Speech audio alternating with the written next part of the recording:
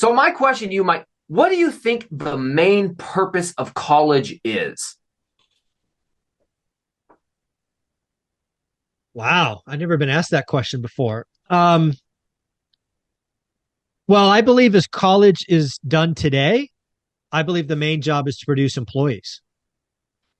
I think that's Okay. what college does today. What it should do is it should be the next step to a better, a bigger life. It should be that return. I'm going to invest X for Y return in Z time frame. Today, it's about producing employees. That's what I think college is today. So producing employees, and I agree with you there. I definitely think that that is what it's set up to do. But isn't part of the deal that is sold that if you go to college, you'll be turned into an employee, but you'll be an employee who can command a higher wage? Isn't that really kind of the come do this with us and you'll make more money in the long run? Again, that's kind of the story that the salesman is telling you. When I was coming up as a Gen X, they actually had charts that showed that, right? High school dropouts make X, high school graduates make Y, college grads make Z, masters makes, Z plus. Today's world, um, I know plenty of people that have high school diplomas or even GEDs that make great money, right? And I don't think it's as black and white as it was 30 years ago. When I was 18, 20 years old, I think the statistical data was probably pretty accurate, right? If you didn't have a college degree, you couldn't get interviewed.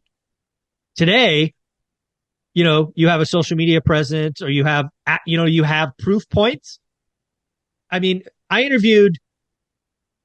want to be accurate. So let me think for a minute. I probably interviewed 250 to 300 salespeople and first line managers over the last 5 years of my career, maybe even more. I never once looked for college degree. Didn't matter. In fact, one of my, shoot,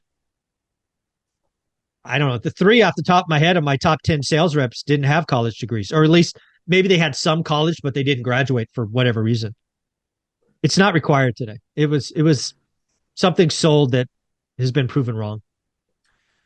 I think it's funny that you started by talking about how college is an investment. I think that's a very interesting way to look at it because a lot of people would say the same thing about Bitcoin. A lot of people would say the same thing about a stock that might be pumping up. Oh, it's an investment, even the housing market.